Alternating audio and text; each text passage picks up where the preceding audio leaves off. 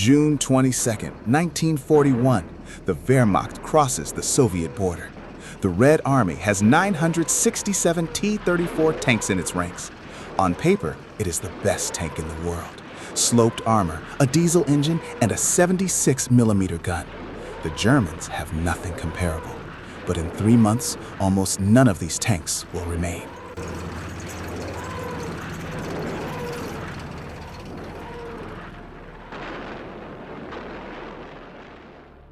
Staggering figures. By the end of the summer of 1941, more than 70% of all T-34s had been lost. Not in battle, not from German tank fire. The tanks were simply abandoned along the roads. Breakdowns, no fuel, no ammunition. The number one reason, a shortage of ammunition. The T-34 was equipped with the powerful L-11 gun and later the F-34. But there was a catastrophic shortage of BR-350B armor-piercing shells in the troops. The trains carrying the shells were bombed in the first days of the war. The tanks went into battle armed with high-explosive fragmentation shells. Imagine this. You see a German PZ-3. You fire. You hit it. But the armor holds, because you're using a shell meant for infantry, not for tanks. The second reason was communication, or rather, the complete lack thereof. The 71 TK3 radio was installed only on command tanks, 1 per company, or at best, 1 per platoon. The rest relied on signal flags. In the heat of battle, amid the smoke and din, the commander would open his hatch and wave. The Germans simply targeted the commander's vehicles first. A company without communication turned into a herd of blind rhinos. Each tank fought on its own and was destroyed one by one. The third reason was tactics, or rather, the complete lack thereof. The T-34 was designed for deep breakthroughs, for striking with hundreds of tanks in a narrow sector. But in 1941, they were handed out to the infantry, 2 or 3 tanks per division. They supported their retreating infantry, crawling toward German anti-tank guns without reconnaissance. The Germans simply rolled out their 88mm anti-aircraft guns and shot them down from a kilometer away. The T-34 didn't lose the duel. It was killed by the system. Now, let's climb inside. Here you are, the commander and gunner in the pie turret. You don't have a commander's couplet. To see what's around you, you press your face against the only viewing device. You see a strip of horizon the width of your palm. A German gunner in a PZ-3 looks through a panoramic sight and sees the entire battlefield. You're looking through a keyhole. Your driver mechanic just shifted into 4th gear. He'd been pounding the shifter with a sledgehammer for 20 minutes. His hands are bloodied. The transmission has no synchros. Shifting gears in combat means losing momentum for a couple of seconds and becoming a target. And it's 50 degrees inside the tank. There's no ventilation. The gunpowder fumes sting your eyes after every shot. You're yelling orders, but no one can hear you. The tank has a life of its own, and it's about to come to an end. But the Soviet Union knew how to learn, and quickly. The country was losing the war, but winning the production race. Factories from Kharkiv, Leningrad, and Moscow were evacuated beyond the Urals to Nizhny Tagil, Chelyabinsk, and Omsk. Machinery was set up right in the snow, and they began producing tanks in the open air.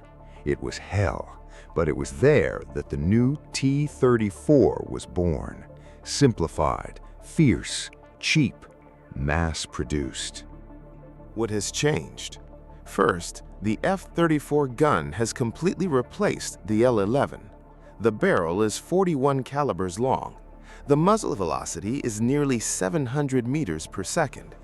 Armor penetration has increased by 50%. Now, the PZ-3 and 4 could be hit from 800 meters away. Second, the turret.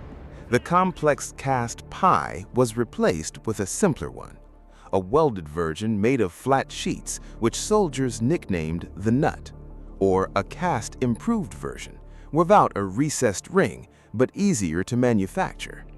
Production of a single turret sped up significantly. Third, the running gear. They stripped away everything unnecessary. The complex rubber-coated road wheels were replaced with all-metal ones. The tank became incredibly loud on the move. You could hear it from miles away, but they could be stamped out by the tens of thousands. Fourth, the engine. The V2 was still rough around the edges, but a pre-start heater had been added. In the winter of '41, the Germans lit fires under the tank's hull to get the engine running. Soviet tanks started with a push of a button. And finally, the radio. There still weren't enough of them, but the number of tanks equipped with radios was growing. Tanks began to communicate with one another, and that meant fighting together. By the end of 1942, the T-34 was no longer that raw prodigy that fell apart on the way to the front. It had become the workhorse of the war. Rough, noisy, uncomfortable, but it kept rolling. When everything was burning, it kept rolling, and the Germans felt it. It was in 1942 that they began urgently designing the Tiger and Panther, because their zoo of PZ-3 and PZ-4 tanks could no longer cope. The cost was staggering.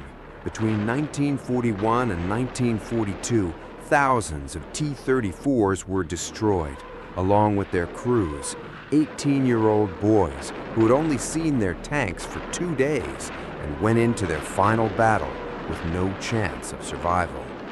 But it was precisely these tanks, clumsy and awkward, that stopped the Blitzkrieg.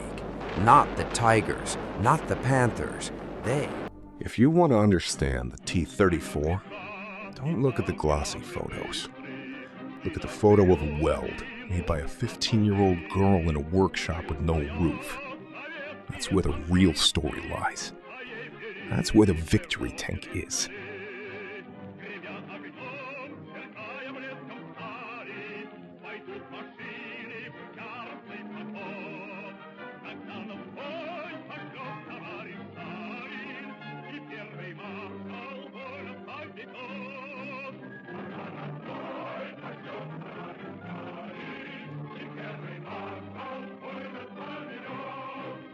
Завозов труд и труд колхозных сажен мы защитим.